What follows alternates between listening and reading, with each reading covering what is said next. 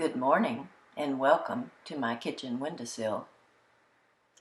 On this third day of May, which is also the fourth Sunday of Easter, I want to also welcome you to Explorers Sunday School. Today we'll go again to the book of Psalms. For this Sunday of the church year, Psalm 23. In sourcing the images, classmates Bruce and Peggy were kind to contribute, so a big thank you to them. I've also drawn from the beautiful photographs of two other friends in the Church of the Earth, Adrian Van Dellen and Charles Grivand. This I did by means of taking pictures of pages in their books with my cell phone. I'm trusting this is okay with them.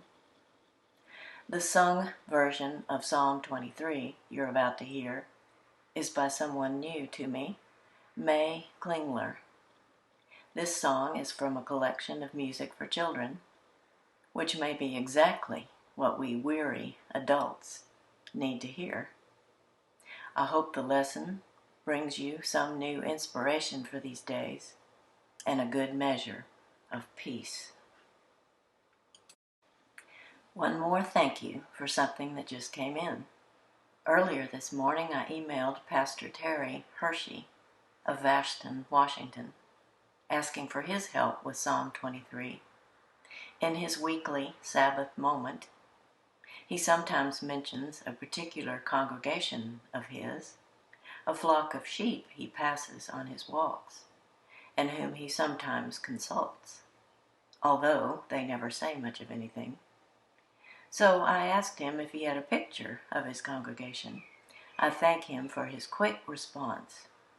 It's almost as if there's a cloud of witnesses cheering on each other's work.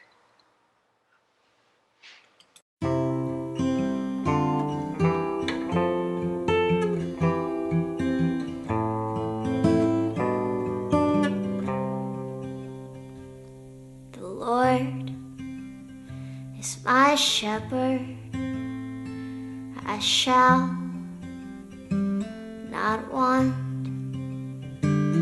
He makes me lie down in green pastures.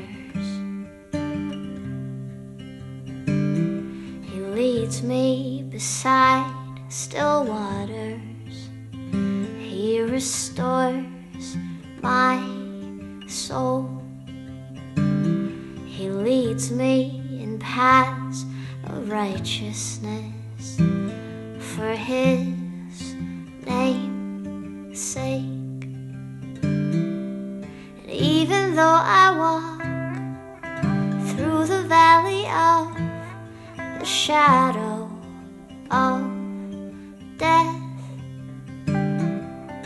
I will fear no evil, for you are with me. Your rod and your staff, they comfort me.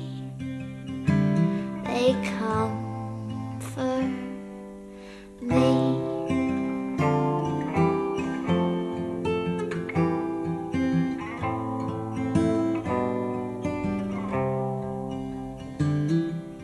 You prepare a table before me in the presence of my enemies. And you anoint my head with oil, and my cup, it overflows.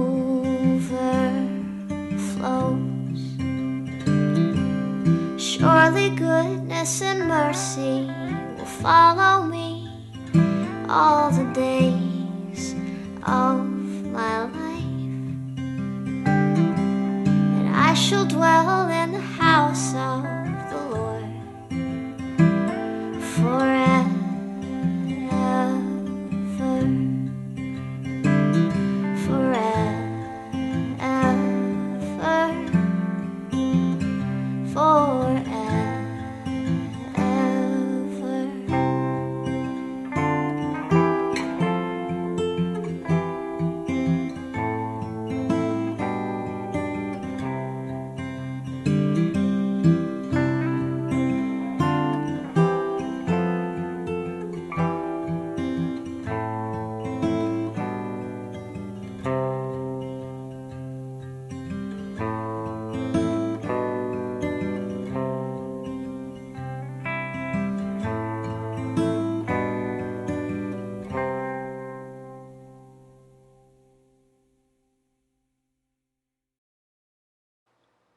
The meadow is one small blue planet, and the sheep are in trouble. Surely a flock has never cried louder for a shepherd. Lord, have mercy. Christ, have mercy. Poor little flock. As if disease were not enough, minds are fogged, and moans are deep, and many there are who cannot sleep. We huddle at home or work till we fall. We don't know the future, no, not at all. The ignorant babble, the crafty lay snares. We're in trouble for sure. Does God even care? A long ago psalm makes a here and now claim that God does indeed care. Psalm 23 hasn't been around 3,000 years for nothing. Verse 1, the Lord is my shepherd, I shall not want. I guess not many of us know much about sheep, much less how to take care of them. It was different back then. The culture was pastoral. It was common to liken God or a ruler to a shepherd. For example, King Hammurabi, in the conclusion to his famous legal code, wrote, I am the shepherd who brings well-being and abundant prosperity. My rule is just, so that the strong might not oppress the weak, and that even the orphan and the widow might be treated with justice. We don't much quote King Hammurabi anymore, but Psalm 23 is precious to this day to Jews and Christians. Among all the shepherd lore, this one has lasted. Its simplicity moves us. Its concreteness keeps it faithful to the metaphor of shepherd and sheep. Verse 2, in grass meadows he makes me lie down. By quiet waters he guides me. The shepherd leads his sheep to meadows where there's plenty for them to eat and quiet waters from which they can drink. Now we mask up and make nervous laser runs to grocery stores, or we wait in lines for blocks at food banks. As for slaking our thirst, we try to get the news we need without being swept away by the fire hose of TV and social media. Still, even in the turbulence, there are ways to find quiet waters. Our faith tradition has taught disciplines of quietness for a long time. He makes them lie down. Here, the Hebrew verb is herbetz, a particular verb for making animals lie down. And so the sheep-shepherd metaphor is carefully sustained. Verse 3, my life he brings back. He leads me on pathways of justice for his name's sake. The time-honored and beautiful King James translation is, he restoreth my soul. In the original Hebrew, the plain sense is, when my life has almost stopped, he gives my breath back to me. Life in the here and now, so precious, and more days for me to pursue justice. Verse 4, though I walk in the vale of death's shadow, I fear no harm, for you are with me. Your rod and your staff, it is they that console me. Beautiful and eloquent the King James Version, but this translation from the Hebrew better approximates the Hebrew economy of words. Death's shadow. This virus, its shadow work inside our bodies, and the dread and exhaustion of those caring for the sick and searching out cures and trying to lead. And who will be with our dying? And which leaders will we trust? And when will this be over? And what will our lives be like then? And how will we pay the bills? And when the virus has abated, what about the climate, which is still changing in ways not conducive to our survival?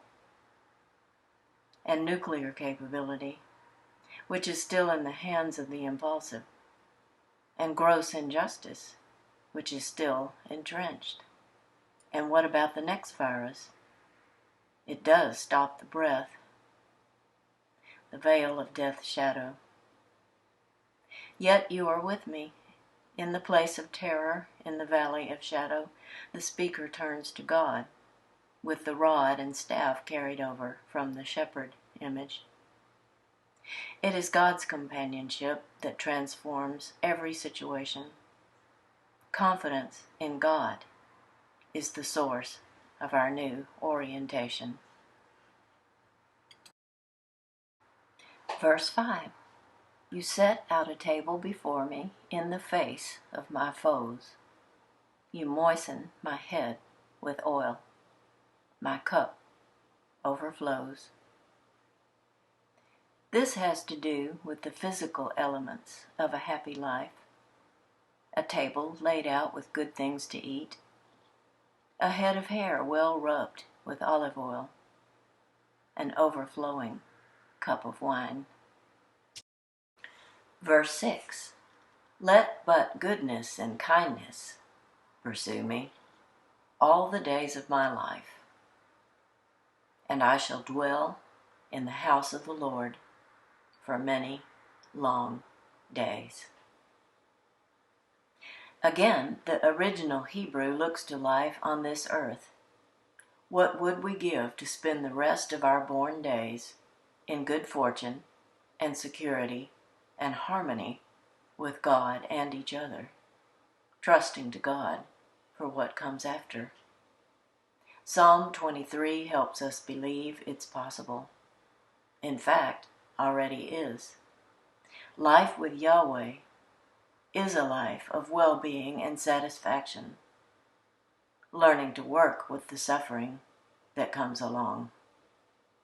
To keep pressing forward, honoring reality, honoring who we are, which is God's beloved, entrusted with the duties of God's household here on earth. The art of our life is to rest in this assurance while living out the fruits of the Spirit with all our hearts, minds, and bodies. This is where the spiritual disciplines can be of enormous help. For instance, soaking ourselves in the Psalms. Eddie Hillesum wrote, ultimately, we have just one moral duty: to reclaim large areas of peace in ourselves, more and more peace, and to reflect it towards others. And the more peace there is in us, the more peace there will also be in our troubled world. In closing, I want to offer a Sabbath song from the Jewish tradition. It's called Lecha Dodi, which means, come, my beloved. All week we long for our day of rest, and we rejoice when it comes. As you listen, meditate on the image of Jesus. Give yourself to the next few minutes. Be present. The rest of the day will wait. My prayer is that the experience will help you reclaim a large area of peace in yourself. Shabbat Shalom, the peace of Sabbath be with you.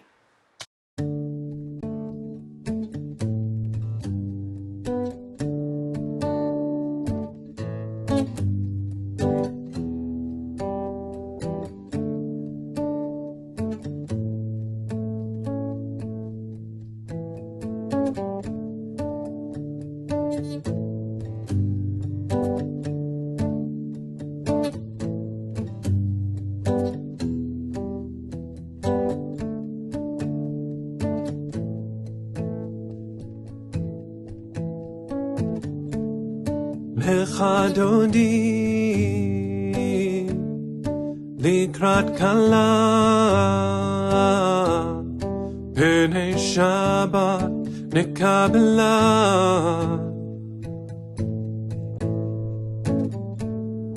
לך דודי לקראת כלה פני שבת נקבלה שמור וזכור בדיבורך השמיענו אל המיוחד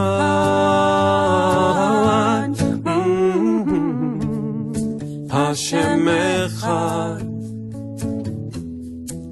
ושמו אחד לשם ולתפארת ולתהילה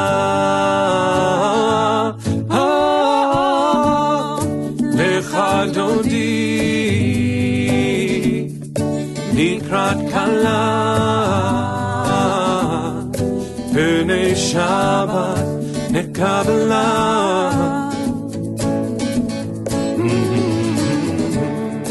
לך דודי לקראת כלה פני שבת נקבלה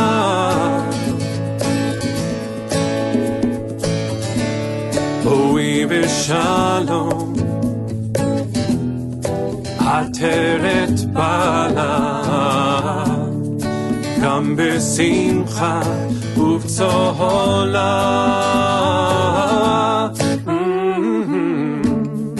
תוך אמוני עם סגולה בואי חלה בואי חלה לך דודי לקראת כלה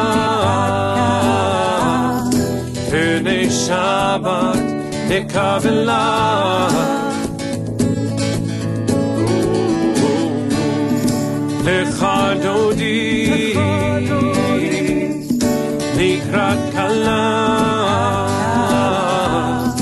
פני שבת נקבלה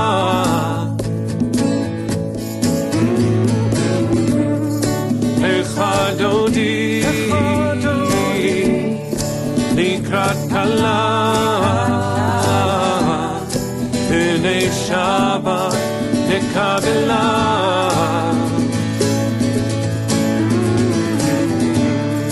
לך דודי לקראת כלה